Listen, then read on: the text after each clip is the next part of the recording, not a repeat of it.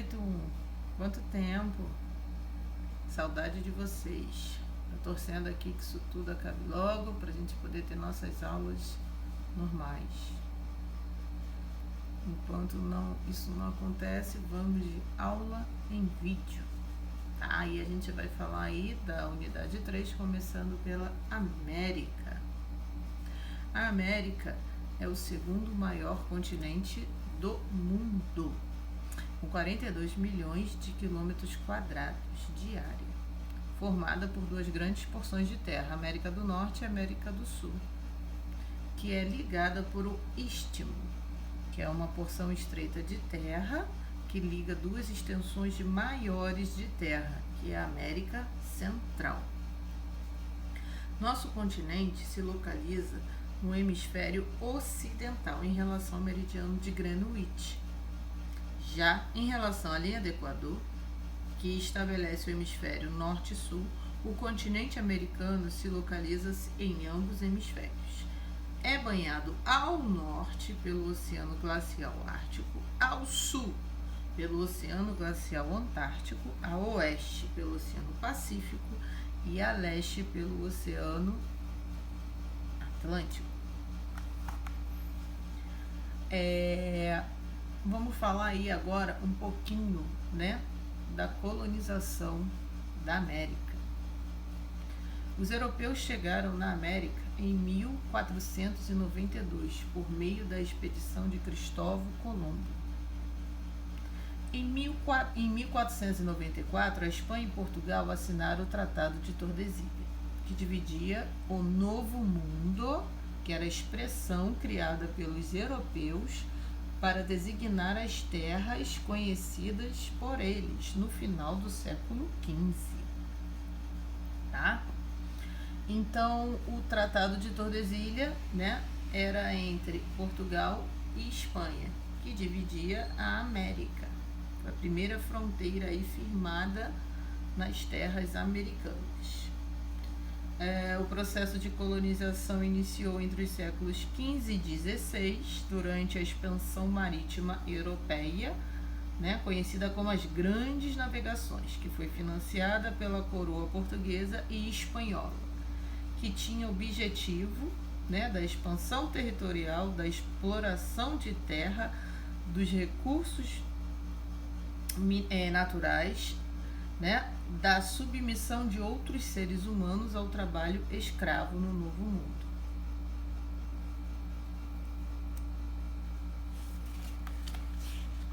Aí a gente vai ver agora que a América, tem duas formas aí de regionalização, tá?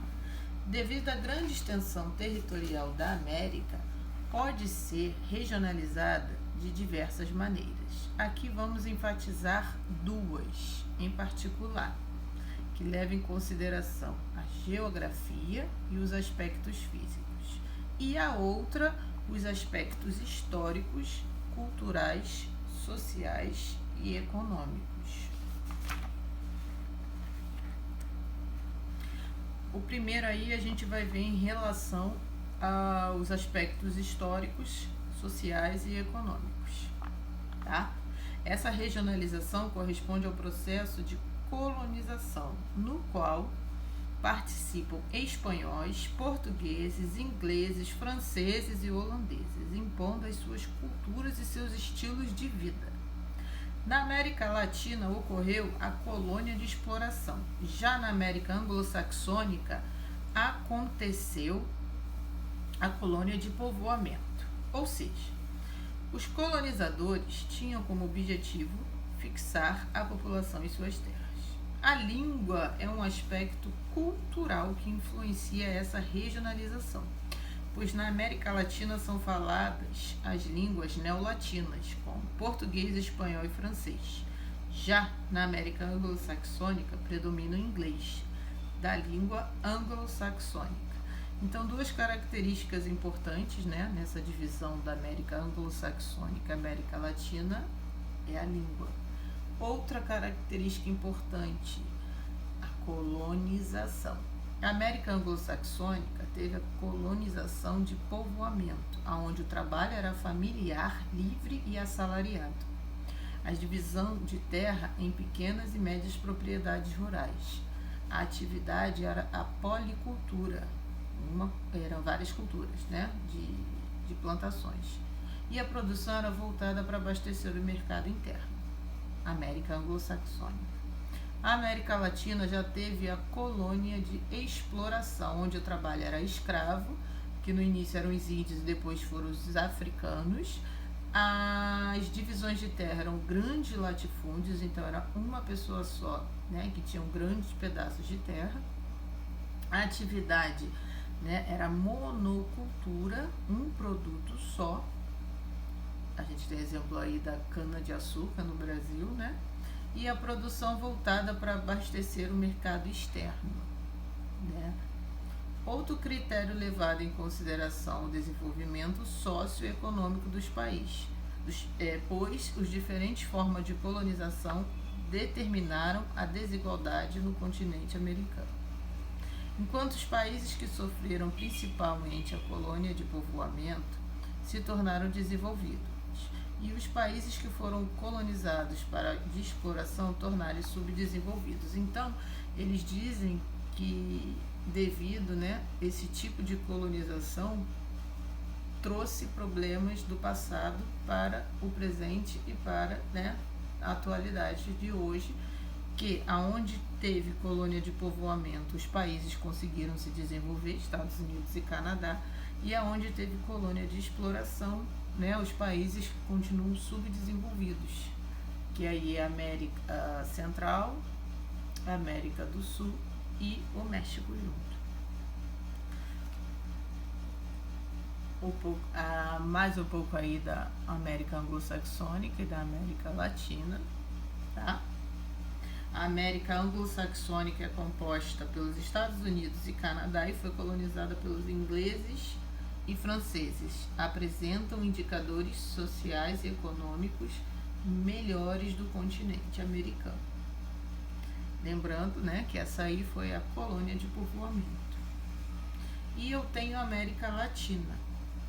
É composta pelo México, pelos países da América Central e da América do Sul.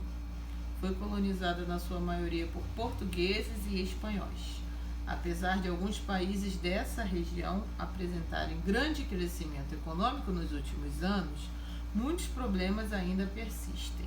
Apesar de apresentar estabilidade política, muitos países integrantes da América Latina não conquistaram sua independência econômica com relação às grandes potências mundiais, sobretudo com os Estados Unidos. São países exportadores de produtos primários e precisam importar produtos industrializados com alto valor de mercado.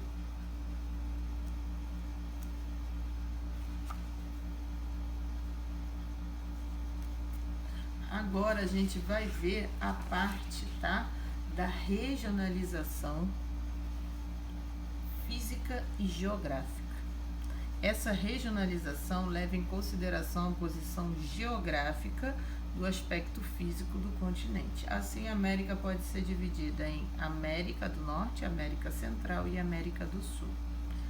A América do Norte apresenta área superior a 24 milhões de quilômetros quadrados.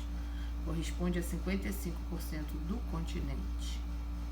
O território norte-americano limita ao norte do Oceano Glacial Ártico, ao leste ao Oceano Atlântico e ao oeste ao Oceano Pacífico. É cortada pelos paralelos, Círculo Polar Ártico e Trópico de Câncer. É composta por 3 países: o México, Estados Unidos e o Canadá. A América Central compreende uma área do território americano e pode ser dividida em 2 porções: a continental, que liga a América do Norte e a América do Sul, e a insular, que compreende um conjunto de ilhas em forma de arco no Oceano Atlântico. A América Central é banhada a oeste pelo Oceano Pacífico e a leste pelo Oceano Atlântico, que forma a região do Mar do Caribe ou das Antilhas. Essas porções apresentam 7 países: o Panamá, Costa Rica, Nicarágua, o El Salvador, a Honduras, Guatemala e Belize. A América Central Insular é formada por um conjunto de arquipélagos situada no Mar do Caribe e das Antilhas, sendo divididas, para fim de estudos geográficos, em 3 porções: as Grandes Antilhas, as Pequenas Antilhas e as Bahamas. E por fim chegamos aí na América do Sul. Apresenta uma área de 18 milhões de quilômetros quadrados, que representa 43% do continente americano. O espaço sul-americano limita-se ao leste e ao sul, Oceano Atlântico, e ao oeste ao Pacífico, ao norte ao Mar das Antilhas ou do Caribe. É cortada por 2 importantes paralelos. Ao norte, a linha do Equador, e ao sul, Trópico de Capricórnio. É composta por 12 países: Brasil, Argentina, Paraguai, Uruguai, Chile, Bolívia, Peru, Equador, Colômbia, Venezuela, Guiana, Suriname, além da Guiana Francesa, que é um território francês. Então, gente, a gente termina aqui a regionalização da América, tá? Lembrando que eu posso ter 2 formas: a física e a geográfica, onde eu divido a América em 3 porções: América do Norte, América Central e América do Sul. E eu tenho a outra divisão que eu levo em consideração a história, a economia, a política, que é a anglo-saxônica e a América Latina. Então a gente encerra por aqui nossa aula hoje. Qualquer dúvida, é só vocês entrarem em contato com a tia Aline, tá? Um beijo, saudades.